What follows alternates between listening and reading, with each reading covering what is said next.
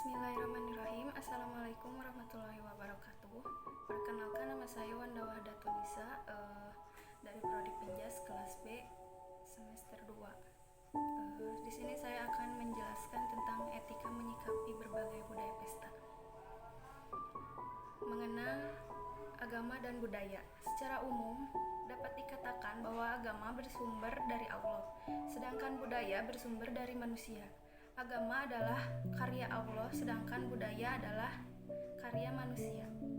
Dengan demikian, agama bukan bagian dari budaya, dan budaya pun bukan bagian dari agama. Hal ini berarti bahwa keduanya terpisah sama sekali, melainkan selain berhubungan erat satu sama lain. Melalui agama yang dibawa oleh para nabi dan rasul, Allah Sang Pencipta menyampaikan ajaran-ajarannya. Mengenal hakikat Allah, manusia, alam semesta, dan hakikat kehidupan yang harus dijalani oleh manusia. Ajaran-ajaran Allah yang disebut agama itu mewarnai corak budaya yang dihasilkan oleh manusia-manusia yang memeluknya. Di tengah masyarakat, kita melihat praktek-praktek keberagaman yang bagi sebagian orang tidak terlalu jelas apakah ia merupakan bagian dari agama atau budaya. Ambil contoh pesta perkawinan atau pernikahan, yang di dalamnya terdapat suatu bentuk upacara yang disebut dengan walimah al-urs. Al-Quran tidak menyinggung mengenai pelaksanaan walimah al-urs, tetapi hanya menganjurkan untuk melangsungkan pernikahan.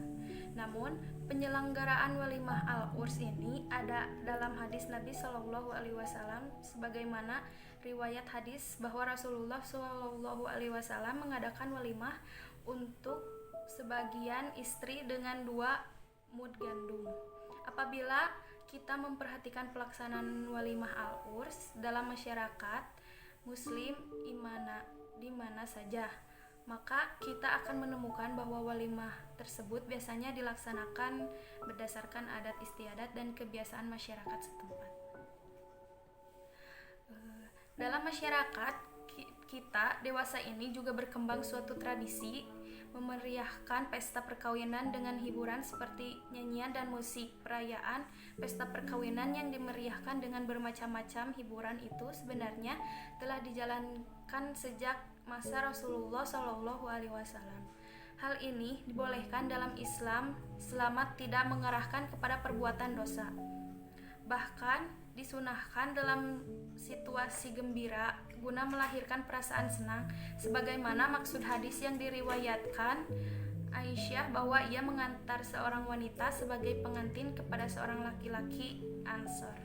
Maka Nabi Shallallahu Alaihi Wasallam bersabda, "Hai Aisyah, permainan apa yang kau punyai? Sesungguhnya orang Ansor menyukai permainan." Hiburan tersebut maksudnya adalah pada batasan-batasan yang islami.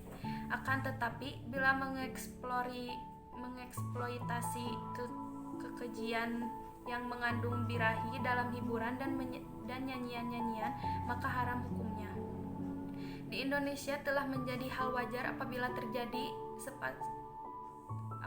terdapat sepasang kekasih yang menjalin hubungan menuju jenjang pernikahan, diadakanlah sebuah acara yang meriah, mengundang penyanyi dangdut terkenal serta mengundang banyak orang untuk hadir secara ke acara pernikahannya. Kedua, pandangan hukum Islam terhadap tradisi hiburan dalam pesta perkawinan. Nyanyian dengan disertai rebana untuk merayakan pesta pernikahan telah disebutkan di dalam syariat, yaitu dari Muhammad bin Had bin al-Jumahi, di mana ia menceritakan bahwa Rasulullah pernah bersabda, artinya pemisah antara yang haram atau zina dan yang halal atau nikah adalah rebana dan suara nyanyian. Hadis riwayat Anisa Ibnu Majah At-Tirmizi. Dari Rubai binti Muawid, ia menceritakan bahwa Rasulullah datang ke pesta perkawinan yang diselenggarakan untukku. Kemudian beliau duduk di atas tempat tidurku seperti dudukmu di hadapanku. Lalu para budak perempuan kami mulai menabuh rebana dan meratapi orang-orang terbunuh pada perang Badar ketika salah satu di antara mereka sudah bernyanyi. Sedangkan ada Rasulullah berada di sisi kami, yang mana beliau diberitahu oleh Allah apa yang akan terjadi esok. Maka beliau bersabda, tinggalkanlah nyanyian ini dengan menggantikan nyanyian sebelumnya. Dari Amir bin Sa'ad, ia menceritakan, aku pernah mendatangi Qurdah bin Ka'bah dan Ubay Mas'ud al-Ansari dalam suatu pesta pernikahan, di mana ada beberapa orang budak perempuan bernyanyi. Lalu aku bertanya kepada mereka mendengarnya, dan jika tidak maka boleh jika engkau pergi, karena Rasulullah telah memberikan keringanan kepada kita untuk mengadakan permainan dalam pesta pernikahan. Pendapat Mazahibul Arba'ah mayoritas memperbolehkan hiburan dan permainan atau nyanyian, orkesan musik, tarian-tarian, ludruk, wayang, dan lain-lain. Dengan syarat harus tetap memelihara hal-hal di bawah ini. 1. Lirik nyanyiannya sesuai dengan adab dan ajaran Islam. 2. Gaya dan penampilannya tidak menggairahkan nafsu syahwat dan mengandung fitnah. 3. Nyanyiannya tidak disertai dengan sesuatu yang haram seperti minum khamar, menampakkan aurat, serta percampuran antara laki-laki dan perempuan tanpa batas. 4. Nyanyian atau sejenisnya tidak menimbulkan rangsangan dan tidak mendatangkan fitnah.